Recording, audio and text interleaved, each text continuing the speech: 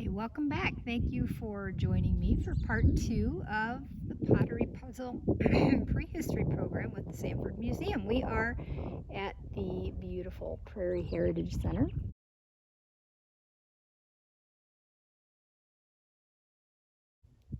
As we take a look around here, you can imagine how long ago we talked about prehistoric folks were those that were here before us, and just means before there was a written language. So we're going to do for this activity here what they would have done in order to communicate their history to us without being able to write it down. So if you guys will notice here right in front of us, we have an archaeological site set up. Now, this of course is a mock site. This is not a real archaeological site, but if it was, this would be what it would look like. You would have this very carefully measured out, marked out the edges here, taped them off, and then you'd want to be, of course, very careful inside this unit. Now, all that we would be doing today is what we call surface collecting. So as we look a little closer here, you see some artifacts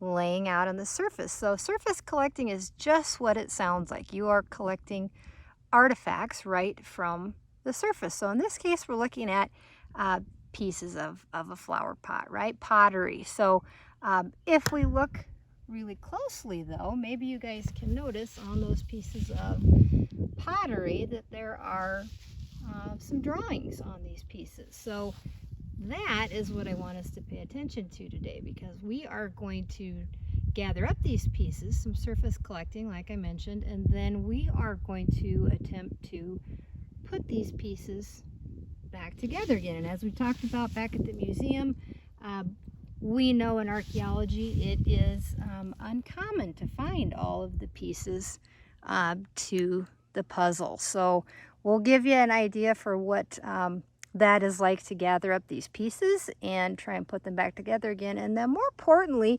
we're going to give you guys a little time to think about what those pictures meant. What did that prehistoric person mean by these symbols that they have drawn on these pieces here, okay, that were once a complete pot. So we'll get to that here in just a little bit, which would have been the activity we had you guys work on had you been able to join us live for this. So once surface collecting is done at an archaeological site, you may then want to move on to some digging. So in order to do that, you would need some other archaeologist tools. So here we've got some of the more common tools that an archaeologist would use.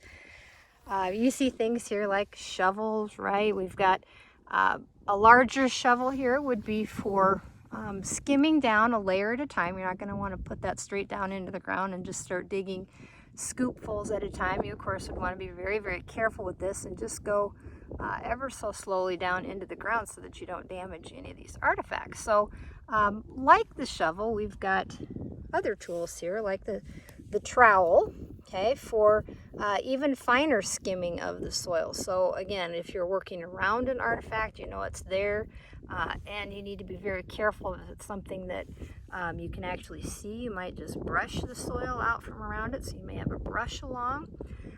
And being aware all the while as you're doing this troweling or shoveling, whatever it is, you are recording. Really, really important to do meticulous recording in archaeology. You are drawing any of the artifacts that you find as they are found, where they're found in the site, making measurements, okay, using your tape measure here, where they're at in the unit, drawing them, any kind of changes in the colors of the soil around it, lots and lots of meticulous recording. Okay, so once that's done, of course, the baggie would be to put the artifacts in and label it. So what to do with any of the dirt that is removed from the unit, you would want to also check that out very carefully so to not miss something there. So these screens, you would put those scoopfuls of dirt in there and shake them to let the small stuff fall through, and gather up any potential artifacts or larger items would stay in the screen here for you to identify a little bit closer. Same thing for this screen would be an even finer screen. So you could send dirt through this as well and gather up any artifacts that you may have missed with the shovel. So these are some of the common archaeologist tools, not all of them, but some of the more common ones that you would come across if you were to do some actual digging.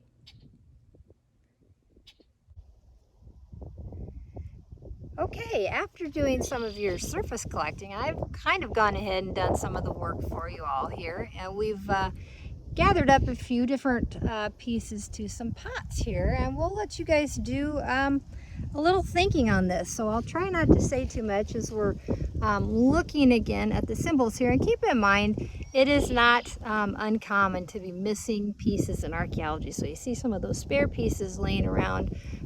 Had we done this for real and having 8 sections of kids go through and do this, I guarantee there would be pieces missing to your pot. So just all part of archaeology.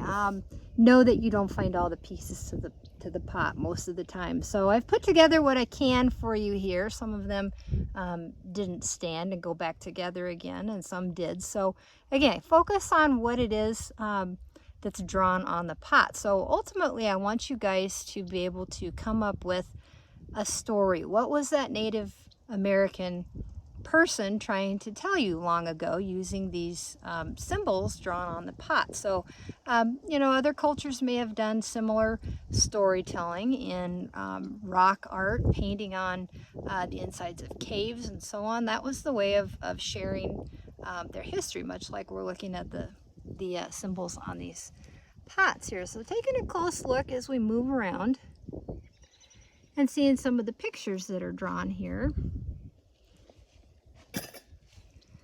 Let's see if you can figure out what it is that you're looking at. Get out of the sun here.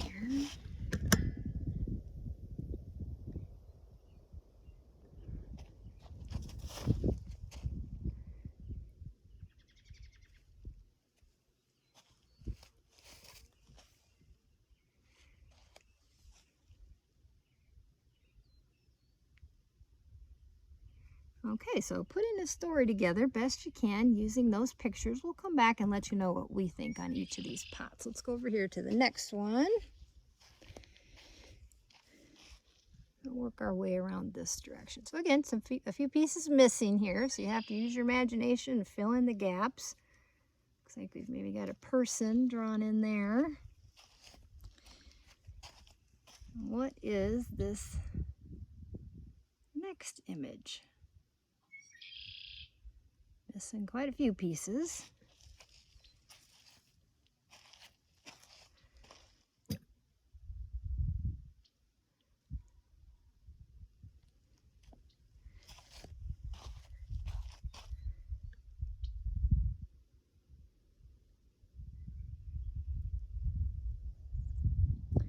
Okay, and the last one, a little more challenging. This one we could not even get to stand back up again. Again, all part of archaeology. So we'll take a look at some of these symbols here, and we have to lay this one flat. Lots of missing pieces. So we'll see what you think on a few of these. So you all would have been working together in groups. I would have had you do the surface collecting. Gather up all the pieces you could find in your unit. Bring them over, work together as a group. Try to get your pot back together again, best you can. And then come up with a story, what it is that that person was trying to tell you with these symbols they have drawn on their pot. Yeah, lots of missing pieces in this one. So this one you have to even try and figure out which order they go in, which one comes first. And you could have lots of different stories. That's kind of the nice thing about archaeology. We don't have all the answers to questions like this, because remember we said these folks did not have a written language, so they didn't write a book and leave it behind for us to tell us what this is a picture of and what this is a picture of and what exactly it was they were trying to tell us with this drawing that they did.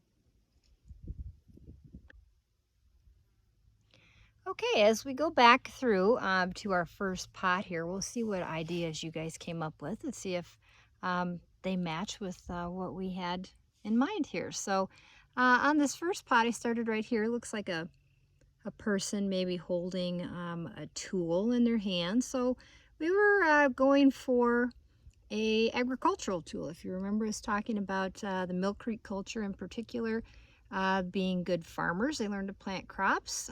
Perhaps this guy is planting, right? Over here, obviously the sun, right? So again, if you think about the essential things that a farmer might need, of course, sunshine for the crops, right? Hopefully that will help make sense of the next symbol here. If you were unsure what those were, we were trying to go for rain clouds here. So again, another essential item for growing crops, right? We need sunshine and we need rain to fall on those crops to get them to grow, which was the next one. Hopefully you figured out that was a plant, right? Possibly a corn plant. So we talked about the mano and the metate tools where they would grind the grain. They would grind up that corn that they had grown in the fall. And then ultimately, final result would be, of course, food to eat, right? So we're looking at a soup bowl there with steam coming up out of it. So final product, food to eat.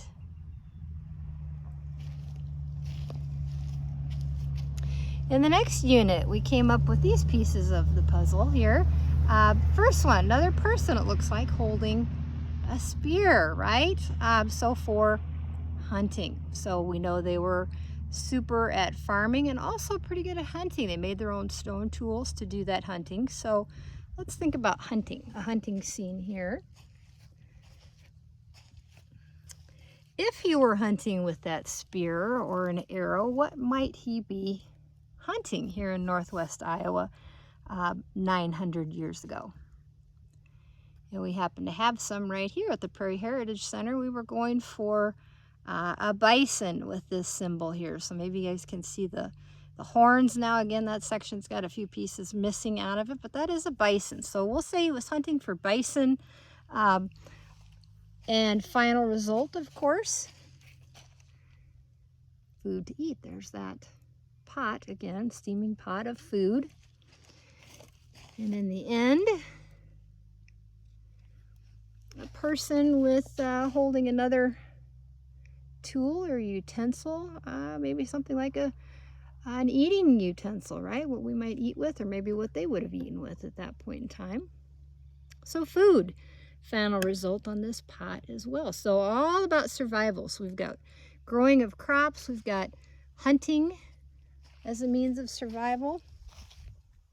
And this one was tricky. This one made you do a little thinking here. So maybe you weren't even sure where to start on this one, but we'll start right back here at this piece.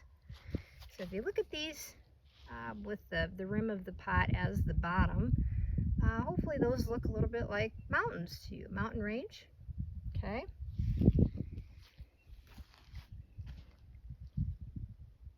This one, what in the world is this, do you think? Several broken pieces here. Well, we learned that the Mill Creek, as a particular prehistoric culture that lived here, they lived in a permanent housing structure, but some of you, I'm sure, know about teepees. Native Americans live in teepees. They were less permanent, of course, much quicker to set up and take down, so some cultures did live in teepees. So if you think about that, maybe that looks like a teepee to you. The squiggly lines going across there, any thoughts on those? Well, a couple of different things you might be thinking about. Maybe the wind, maybe that symbolizes the wind.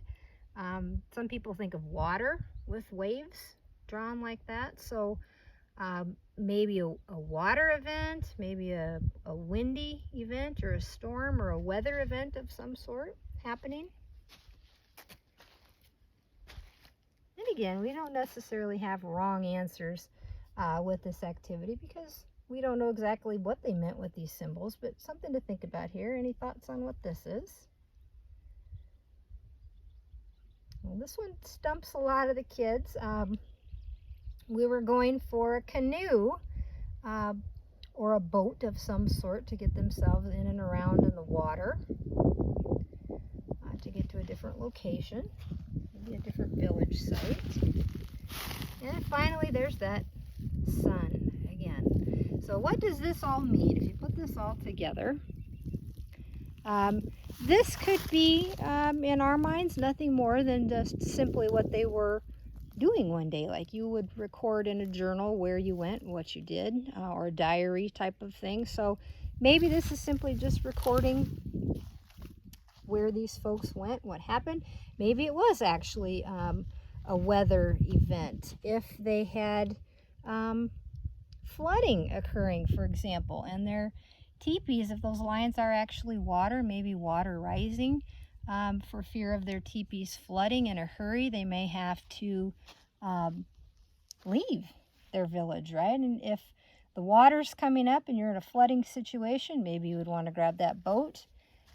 If the water's rising, you're going to want to go to higher ground, of course, right? So maybe this is implying that they headed to higher ground up to the mountains to be safe until the sun came out and dried up their village where they could go back to where they were. So just some thoughts on this one, not necessarily all of the right answers. You guys may have come up with some other ideas on each one of these, in fact, and that is perfectly fine. So something to think about here. Like I said, we don't have all the answers in archaeology. These folks did not tell us exactly what they did and how they did all of these things. So it's a good career to spur the thought process, and this is what we were hoping to do with you all. So hopefully you enjoyed this virtual activity. Wish you guys could have joined us here and do it in person, but do come and join us at the Sanford Museum when we're available to take folks. Okay, in the meantime, stay safe. Thanks for joining me. Bonus video for those that have never seen a real live bison. Come up to the Prairie Heritage Center. They've got a few for you to see.